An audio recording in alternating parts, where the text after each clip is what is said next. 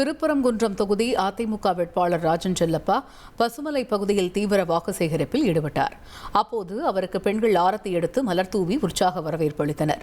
பிரச்சாரத்தில் பேசிய அவர் தமிழகத்தில் பெண்கள் பாதுகாப்பு குறைவாக உள்ளதாகவும், எடப்பாடி பழனிசாமி தலைமையில் குடும்பங்களுக்கு பல நலத்திட்டங்கள் வழங்கப்படும் என்றும், மக்களின் தேவைகளை நிறைவேற்ற அயராது உழைப்பேன் என்றும், அதற்கு இரட்டை இலை சின்னத்தில் வாக்களித்து தன்னை வெற்றி பெறச் செய்யுமாறு கேட்டுக் கொண்டார். இந்த தொகுதி மக்கள் 30,000 வாக்கு வித்தியாசத்தில் கடந்த முறை தேர்ந்தெடுத்தார்கள். இந்த முறை பல்வேறு வாய்ப்புகள் காரணமாக, சூழ்நிலை காரணமாக 50,000க்கு மேற்பட்ட வாக்குகளோடு வெற்றி பெற வாய்ப்பதால் நான் திறந்தோறும் பார்க்கிறேன்.